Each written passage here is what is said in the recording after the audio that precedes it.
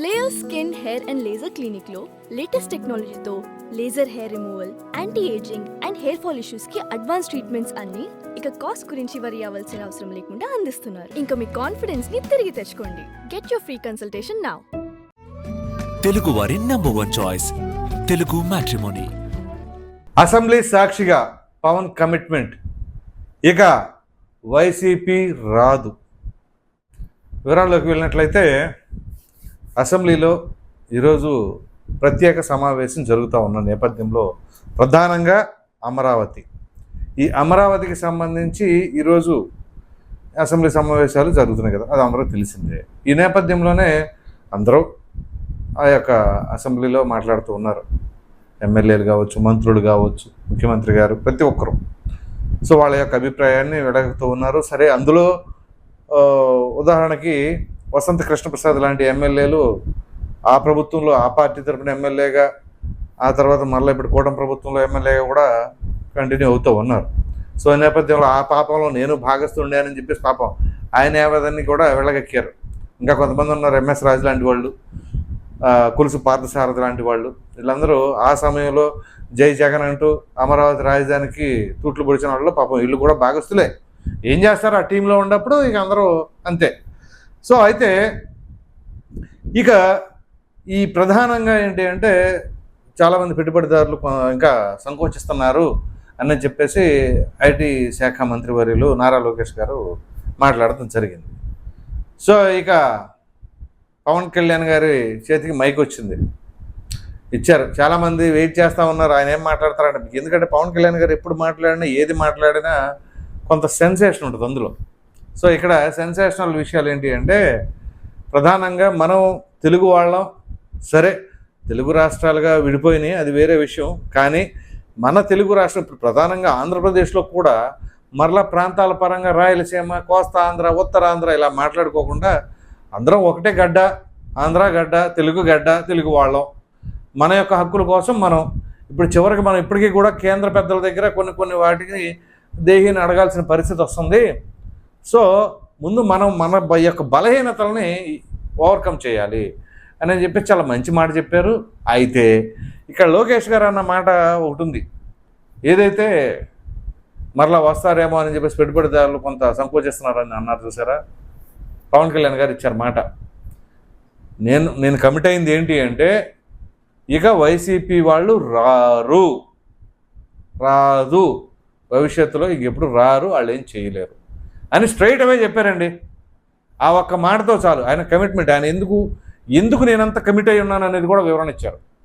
రాష్ట్ర పరిస్థితి ఎలా ఉంది, 2014 నుంచి రాష్ట్రం విడిపోయినప్పటి నుంచి ఎలా ఉంది, చంద్రబాబు నాయుడు గారు లాంటి అపార అనుభవజ్ఞుడు రాష్ట్రానికి ఎంత అవసరం. సో అందు గురించి నేను 14లో బేషరతుగా మద్దతు పలికాను.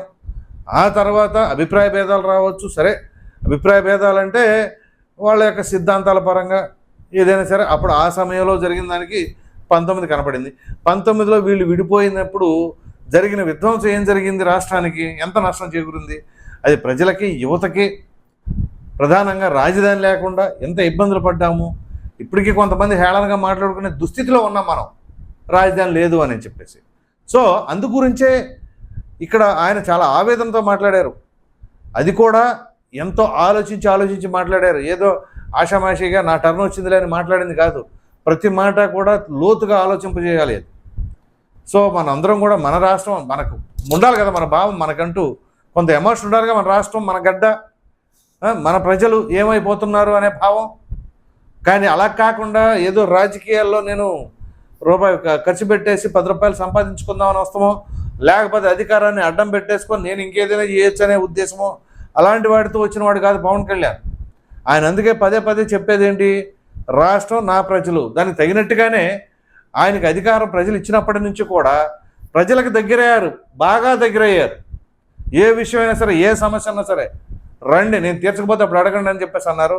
ప్రతి సమస్య ఆయనకి అడ్రస్ చేసిందల్లా కూడా ఇమీడియట్గా ఆయన రెస్పాండ్ అవ్వటం, దాని ప్రోగ్రెస్ ఏంటో చూడటం, ఆ శాఖకు సంబంధించిన అధికారులని అప్రమత్తం చేయటం, ఇవన్నీ కూడా చేస్తూ ఉన్నారు.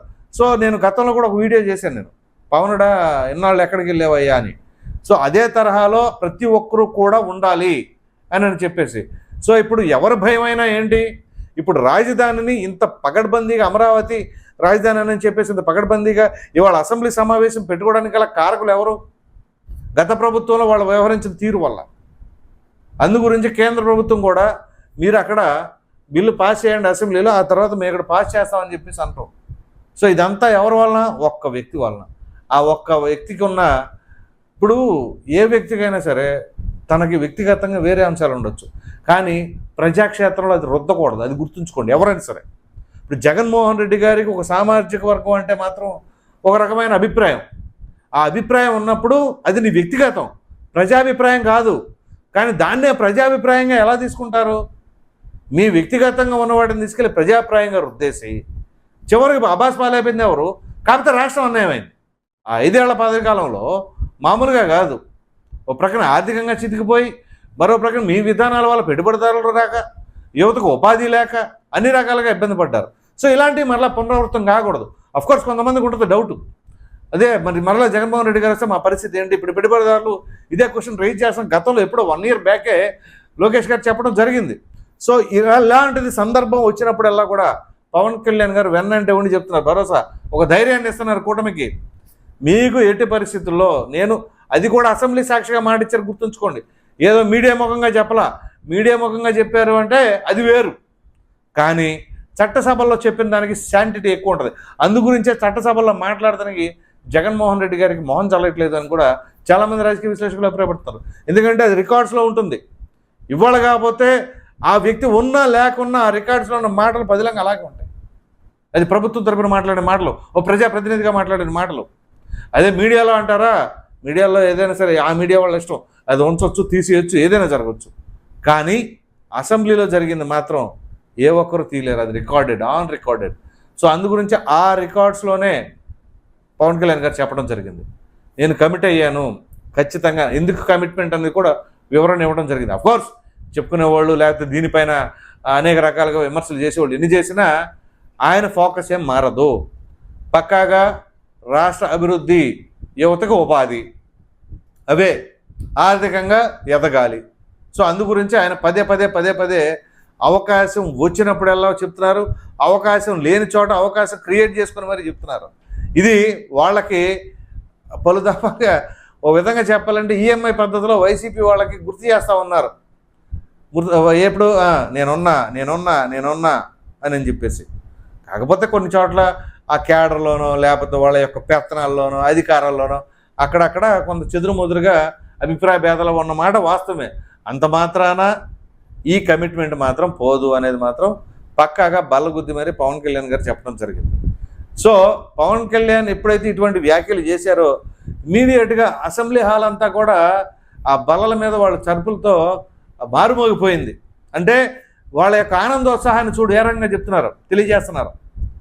సో కేవలం ప్రజాప్రతినిధులేనా అంటే ప్రజల్లో కూడా భావం ఉందా లేదా అనేది కూడా ముఖ్యం. సో ఒకవేళ ప్రజల్లో అటువంటిది ఏమైనా సరే ఆ పర్సంటేజ్ తగ్గిందా అంటే ఎందుకు తగ్గింది అనేది కూడా విశ్లేషణ చేసుకోవాలి, పరిశీలించుకోవాలి. సో ఇక్కడ కొంత అమరావతికి సంబంధించింది కానీ, పోలవరానికి సంబంధించింది కానీ, అలాగే ఇటీవల వెలిగొండ ప్రాజెక్టుకి సంబంధించింది కానీ, వీటన్నిటికి సంబంధించి చెప్పిన దానికి ఆ ఇచ్చిన కమిట్మెంట్కి నెరవేర్చుకునే విధంగా పైనుంచాలి. అఫ్కోర్స్ అనుకున్న స్థాయిలో ఇమీడియట్గా ప్రతి ఒక్కరు కూడా కంప్లీట్ కాకపోవచ్చు. ఒకవేళ కంప్లీట్ కాకపోతే చెప్పండి ప్రజలకి ఇది పరిస్థితి, దీనివల్ల ఇది కొంత డిలే ఉంది అని. సో పదే కలిసి ఉంటున్నామని చెప్తుంది కూడా దీనికి.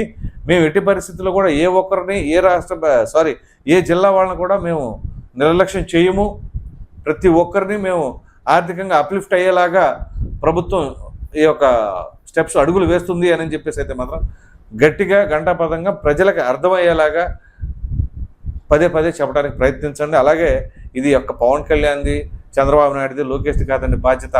ప్రతి ప్రజాప్రతినిధి మీ యొక్క వ్యవహారం, మీరు ప్రజలతో కావచ్చు, మహిళలతో కావచ్చు, ఏ రకంగా వ్యవహరిస్తున్నారు. చాలామంది చెదురుమదురుగా బయటకు వస్తూ ఉన్నాయి.